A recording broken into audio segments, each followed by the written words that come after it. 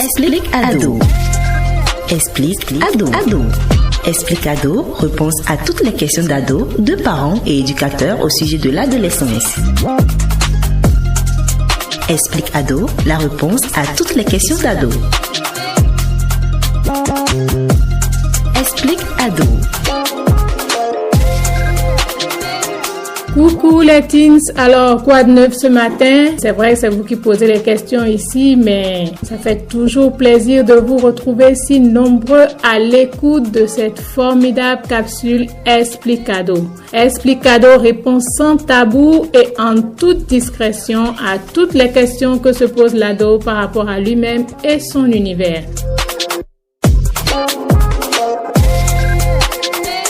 Tati Sandy, c'est mon pseudo et dans la vraie vie, je suis mère d'ado. C'est pourquoi vous, mes teens, ados fun et responsables, aujourd'hui nous allons aborder un sujet et je ne vais pas me gêner pour vous poser une question.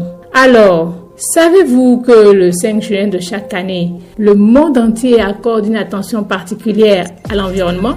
Eh oui, l'environnement, c'est un symbole de bien-être, une richesse, une source d'équilibre, mais aussi un symbole d'épanouissement. Et qui dit épanouissement dit bien sûr liberté. Alors aujourd'hui, nous allons parler de liberté. Et notre question du jour, c'est « Dis-moi, Tati Sandy, pourquoi mes parents ne me laissent pas prendre mes propres décisions ?»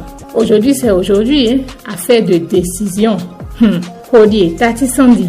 Alors, nous allons nous prononcer coûte que coûte parce que nos ados doivent avoir la bonne information. C'est quoi une décision? Quels sont les types de décisions qui existent? Est-ce que toutes les décisions ont le même impact?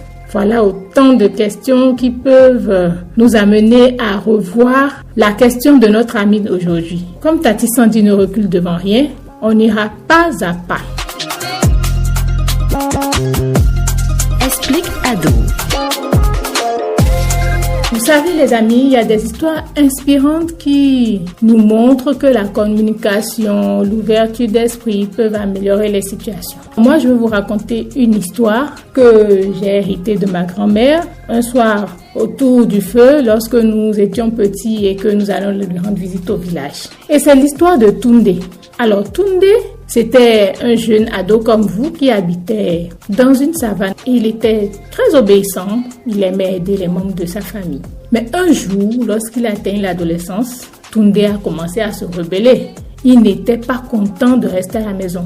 Il voulait faire à sa tête, sortir, explorer le monde. Et ses parents et tout le monde le mettaient en garde fréquemment. Son père lui disait souvent « Angisoya, Ansiwa », ce qui signifie en langue bariba « Si tu connais aujourd'hui, tu ne connais pas demain ». Et c'était une manière pour lui de l'inviter à la retenue. Mais Tunde ne faisait qu'à sa tête. Alors un jour, qu'il allait traîner avec ses amis, il est tombé sur un serpent venimeux. La débandade! Tous les copains l'ont abandonné. Panique à bord. Que fallait-il faire? Alors un vieil homme du village qui passait par là est venu à son secours. Et il a attrapé le serpent, l'a maîtrisé et a sauvé le jeune homme. Impressionné, Tunde a compris qu'il fallait agir avec sagesse et calme et qu'il était imprudent de se rebeller contre les aînés. Tunde est donc retourné à la maison. Il s'est excusé auprès de ses parents et de sa communauté. Il a repris ses responsabilités et aujourd'hui, ce que j'ai retenu de cette histoire, c'est qu'il a fini par devenir un adulte respecté dans le village. Alors, cette histoire, elle ressemble étrangement à une autre histoire que nous connaissons dans la Bible, dans Luc 15. L'histoire du fils prodigue et qui se termine aussi bien par une phrase célèbre. Mon fils qui était mort est revenu à la vie. Il est perdu, il est retrouvé. Alors, chers ados, si tu ne fais pas le bon pas, si tu ne prends pas les bonnes décisions, si tu ne te soumets pas, c'est normal que tes parents aient des difficultés à te laisser la responsabilité de tes choix. Il faut que tu fasses preuve d'humilité, de repentance et surtout que tu saches que les aînés ont une longueur d'avance sur les choses et peuvent réellement t'accompagner dans les divers choix de ta vie. Mais il y a encore une chose, un petit secret que Tati Sandy va te donner. Gratuitement, Tu sais, Tati Sandy, elle a plein de tout dans son sac. Il y a celui qui peut permettre à tes parents de prendre les décisions que tu veux.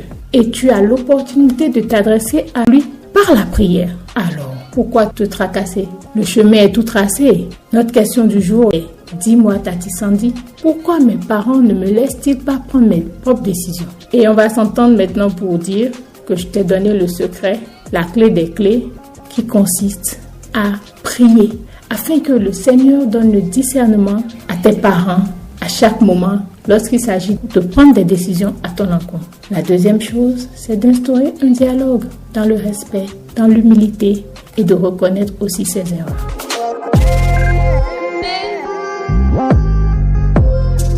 C'est avec le même plaisir, chers ados, que je vous retrouverai la semaine prochaine à la même heure et sur le même canal pour répondre à d'autres questions liées à l'ado et son univers. Avant de se quitter, Tati Sandy fait un petit clin d'œil à tous nos amis qui affronteront les examens de fin d'année. N'oubliez pas, chers teens, à tes résolutions répondra le succès.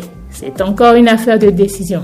Alors, travaille comme si tout dépend de toi, mais prie comme si tout dépend de Dieu. Bye bye!